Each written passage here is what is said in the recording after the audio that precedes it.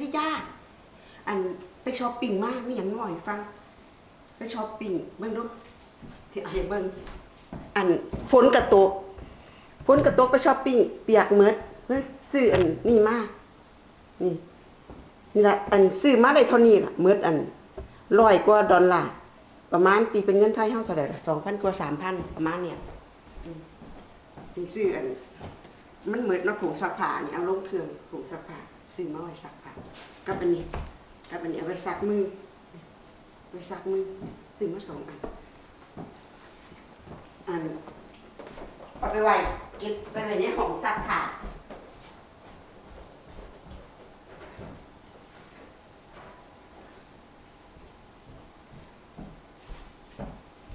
อันนี้ก็ซื้อ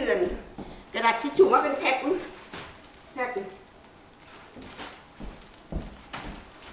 นี่ก็10 กว่าบาท10 กว่าดอลลาร์ก็ซื้ออันน้ำยาล้างจานนะอันน้ำยาล้างจานอันละเท่าไหร่ผมจำไม่ได้มันบอกเขียนราคาติดในบอร์ดมันนะมันอยู่ในติดจำไม่ได้ใส่ไว้ซื้อน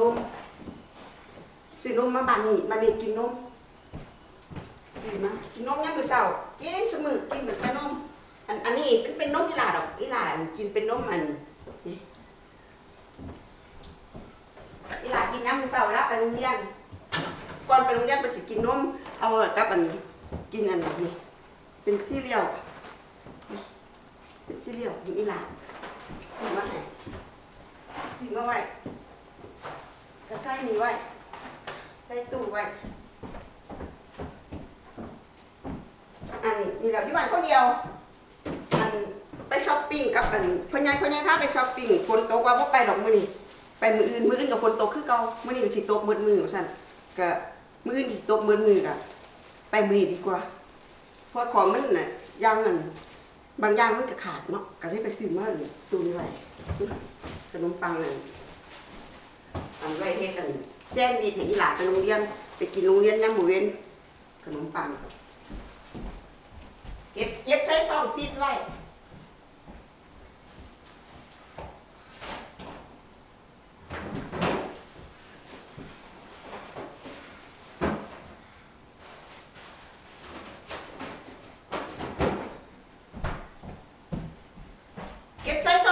มันได้กินโดนกับกันขนมนี่เวลาเพิ่นไปโรงเรียนก็ซื้อขนมบางทีเอาให้เพิ่นไปเพราะว่าอยู่โรงเรียนนั่นมันบ่คือเมืองไทยเนาะอยู่เมืองไทยเอาไปซื้อกินใส่ก็ได้นะแต่อยู่โรงเรียนมันบ่มีเขาก็เอาห่อหยังอยู่จากบ้านไปกินอยู่โรงเรียนมันเป็นจังซั่นนี่ทั้งนี้อันมีขนมก็เอาให้ลูกไปกินอยู่โรงเรียนแล้วห่อข้าวคละมื้อเพิ่นเอาข้าวไปคละมื้อก็แซนด์วิชไปซื้อขนมมาให้เพิ่นตุนไว้เพิ่นไปกับไปกินโรงเรียนได้นี่ไปกินโรงเรียนกินกับมู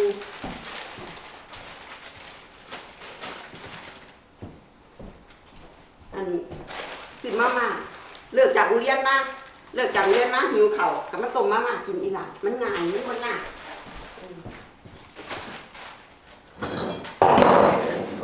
ขวดโหลไข่ตกอันขวดโหลกับขวดโหลเปล่าเด้เก็บคันขวดโหลมันเหมือนกินเหมือนข่อยก็สิเก็บขวดโหลเปล่าไว้ใส่ของข่อยเก็บไว้อันพ่อใหญ่ก็ไปอยู่บ้านนั่นล่ะพาแม่ไปช้อปปิ้งสิไปช้อปปิ้งมาแล้วกับพาป้าไปโรงพยาบาล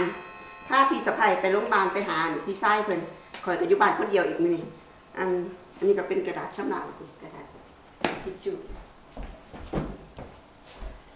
นี่เป็นอันมายองเนส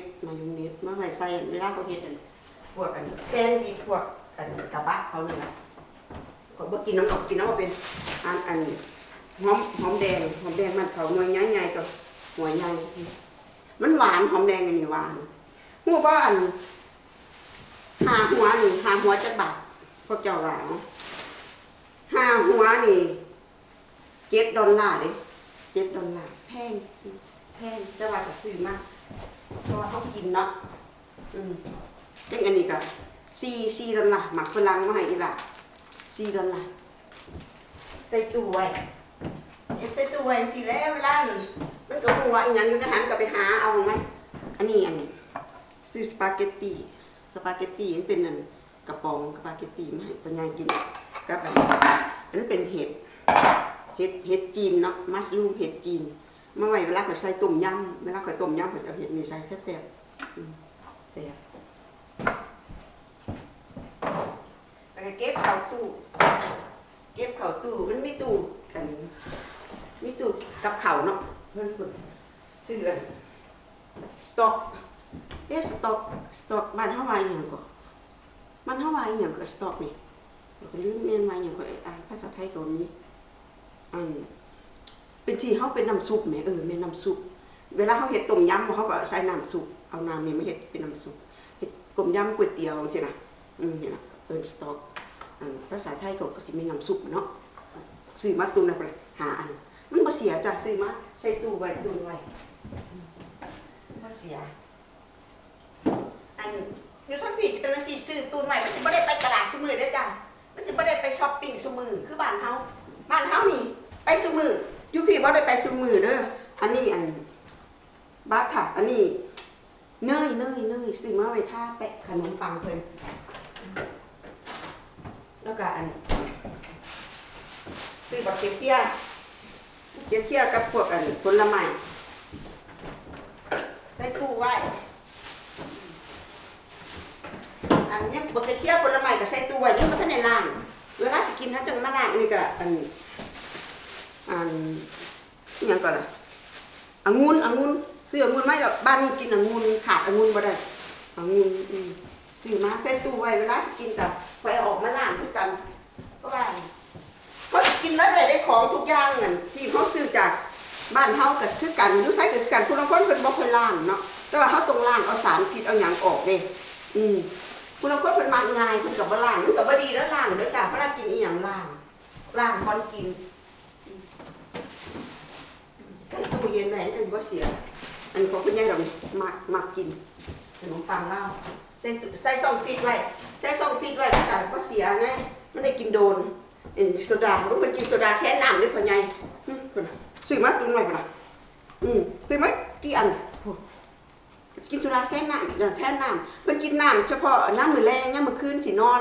กับน้ำมื้อคืนย้ำนอนตื่นขึ้นมาสินะแต่ว่าย้ำมื้อเว้นสิกินข้าวกินน้ำอยู่บ้านคันหิวน้ำก็กินนั่นนี่เอาเพิ่นบ่ค่อยกินน้ำนะเพิ่นกินโซดาแช่น้ำเอามันเป็นจังซั่นแต่ว่ากินโซดากะลีค่ะมันล้างไตอันนี้ซื้อของที่มันขาดเหลือเนาะที่มันขาดก็ซื้อมาใส่ไว้อันนี้มันเป็นนั่นอย่างเพื่อนบ่ฮู้นี่คอยก็บ่ฮู้จัก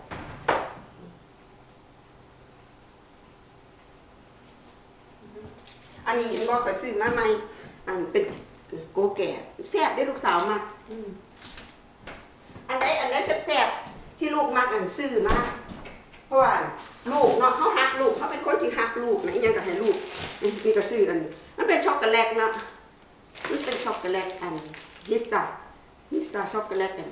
มันสิใกล้แล้วเหมือนสุกที่สุกหน้านี่ก็ถึงหน้าเทศกาลเขาแล้วนะซื้อมาให้อีหลักเป็นเด็กน้อยก็ซื้อมาให้เขาสินะลูกสาวก็อายุ17 ปีนี่แหละแต่ว่าคือเด็กน้อยล่ะลูกเขาเนาะแม่นใหญ่ปานนั้นก็บ่ใหญ่เนาะสำหรับพ่อแม่เนาะนี้หยังแปลกๆนี่หยังสิเขาก็ซื้อมาให้ลูกอย่างแซ่บๆบาแซ่บบ้านก็ซื้อมาให้ลูกเห็นบ่สิแล้วเป็นพ่อเป็นแม่เนาะอันนี้เป็นเคียงต้มยำข่อยจากเมืองไทยเด้ต้มยำจากเมืองไทยเห็นบ่ซื้อมา2กระปุกบักใหญ่นี่กระปุกนี่$6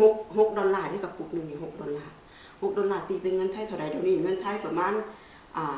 $1ของเขากับประมาณ26 บาทเนาะ26 บาทบ้านเฮาแล้วเดี๋ยวนี้มันขึ้นมาน้อยตะกี้มัน24 25โอ้สมัยก่อน30 32บัดเดี๋ยวนี้มันเงินมันลงแน่บัดก็ไข่แน่อยู่ดอกมันก็ไข่อยู่แพงแต่ว่าของมันเฮาเนาะมันก็แพงเพราะมันส่งตรงมาจากไทยเนาะมันก็เสียภาษีเสียหยังก็แพงนะเก็บใส่ตู้ไว้มันได้กินโดนเพราะว่าพ่อใหญ่เพิ่นมักกินต้มยำก็ซื้อมาเฮ็ดให้เรากินอาหารหมาก็มีประโยชน์เด้ซื้อเป็นอาหารเป็นกระป๋องสิให้มันกินหมาก็ได้มักหมาขาดหมาบ่ได้บ้านนี่มักหมาก็คือลูกกันล่ะ เนาะซื้อไข่มาเหมือนซื้อไข่มาพร้อมไข่อันนี้ประมาณ$5เด้แพ็คหนึ่งมี12 ฟอง12 ฟองนี่$5ของอีหยังกับแพ็คเนี่ยรวมเบ็ดเสร็จแล้วอันบ่ได้ซีนมาได้บ่ได้ซื้อซีนเพราะว่าซีนมันยังบ่หมดเนาะพวกซีนหมูซีนเนื้อซีนไก่ขนาดบ่ได้ซื้อซีนเนี่ยซื้อแต่ของพวกนี้จิกๆจอกๆมาหมดเท่าไหร่หมดอัน102 บาทนี่หมด102 บาทพี่น้อง